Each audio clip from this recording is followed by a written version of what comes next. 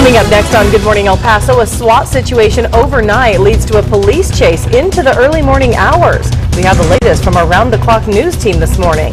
Get out of the car, and then I will light you up. Plus, controversy surrounding the arrest of a Texas woman who killed herself in jail. The officer attempts to drag her out of her car, all while threatening her with a stun gun. And residents in Horizon are on edge after a woman was attacked during her evening jog, and the suspect is still on the loose this morning. Live, where news comes first. From the Mesilla Valley and Las Cruces to El Paso and the borderland. This is ABC7's Good Morning El Paso. A very good morning to El Paso, Las Cruces, and Juarez. I'm Stephanie Valle. And I'm Floren. Good morning, everyone. Good Wednesday morning, we should say. And let's go ahead and check in on that forecast, shall we? Yes, and Crystal Clay is standing by with the preview. And Crystal, I gotta say, I'm kind of hoping for a little more rain today. Hey, you know what? We still got a chance of it. That forecast, a repeat of the last couple of days where late day and more so tonight, we'll see those chances of rain again. Right now outside, our clouds and radar map is showing us that we've got clouds over our viewing zone and then some light spotty rain hanging over the boot hill of New Mexico. Right in El Paso, Las Cruces, though, no rain this morning to speak of. But if you have a late day at work planned, you might want that umbrella in the car again. Because here's your threat tracker. Today into this evening, particularly this evening, we're again at that moderate threat for rain and wind. We could see the outflow of storms picking up those higher wind gusts and even lightning at that mid-level threat, as we are looking at the possibility of some thunderstorms developing again into the evening. So chances of rain have not changed much from the last couple of nights. In the last couple of nights, we have had those showers move through. We're going to track the rain chances with your hourly raincast in just a few minutes. Looking forward to it. Thanks, Crystal.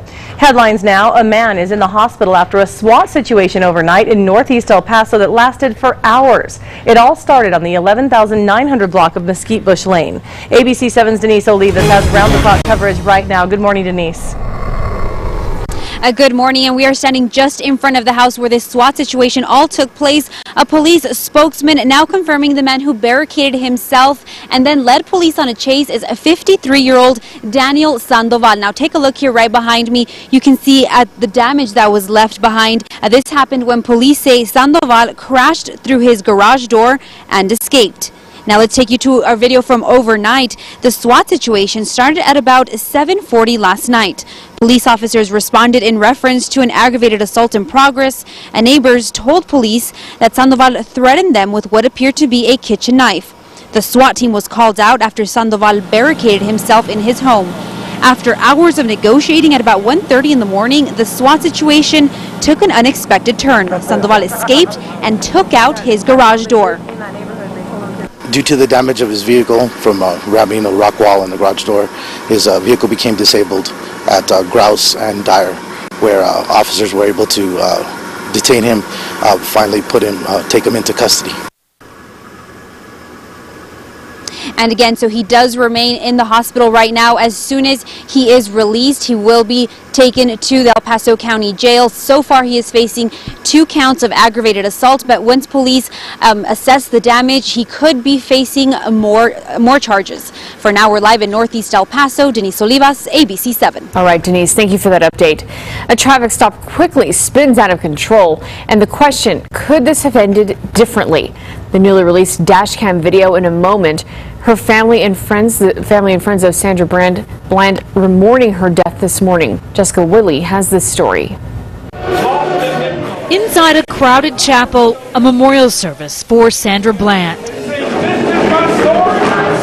With her mother and sister front row, friends gathered to pay their respects. We just came to support her memory. I'm going to drag you out of here. So you going to drag me out of my own car? Get out of the car! The service came on the heels of the release of this controversial dash cam video. State leaders promised transparency. We want the facts to come out. While also noting the concerns of a multifaceted investigation. You have 2 episodes here that are not directly related, but they are connected. You have the traffic stop, and then you have her loss of life in the jail cell. And so we're being very careful to go through both. Bland, a 28-year-old black woman, was arrested July 10th and spent almost 3 days in this Waller County jail cell. July 13th, an officer found her lifeless, having used a plastic trash can liner like this one, according to the sheriff's office, to suffocate herself. Friends and relatives questioned suicide. State Senator Royce West of Dallas questioned her arrest in the first place. She did not deserve to be placed in custody. As have others who have now seen this video. I think that it was perfectly clear that he escalated it. It is his duty to take the situation to de-escalate any situation. That's what he's called to do as an officer of the law. Opinions, as authorities say, they're looking for facts. So in Texas, we're going to take very careful steps so there's no rush to judgment. And that was Jessica Willey reporting. Waller County Judge Trey Duan and District Attorney Elton Mathis met privately with Sandra Bland's family members yesterday. Duan says the meeting was important for telling the family that county officials are committed to an open and transparent investigative process. Mathis assured Bland's mother and sister that even though evidence indicates suicide, the case will be treated as a murder investigation. Some frightening news out of Horizon City this morning. Authorities are searching for a man who attacked a woman in Horizon City on Monday night. It happened at the corner of Alderwood Manor and Ashford, right near a golf course. Horizon City police say a man grabbed the woman from behind and put a knife to her throat as she was jogging. The woman told police he threatened to kill her if she screamed. Well, she fought off the man and ran away. The suspect is described as light-skinned, medium build, and between 5'8" and 6 feet tall. He should also have a bite mark on his arm. If you can help police find him, you're asked to call them at 852-1047. No explanation as to why FBI agents raided a home on the east side. It happened Tuesday morning at a home on the 11,100 block of Nautical. Our photographer saw El Paso police and FBI agents going through the home. We spoke to the owner of the home, and he says he's renting out the property and doesn't know why the FBI searched the house. Calls we made to the FBI have not been returned. We'll get you more information as soon as it becomes available. A mixed martial artist who fought off 4 men who broke into his home is now in trouble with the law. For our New Mexico Mobile Newsroom, Joe Torres ended up killing one of the attackers on New Year's Eve in 2013. The DA decided not to file murder charges against him. But now he's been accused of domestic violence. The new complaint says Torres had a fight with his girlfriend in Carlsbad, and she went to a friend's house. Torres allegedly began banging on the door looking for her.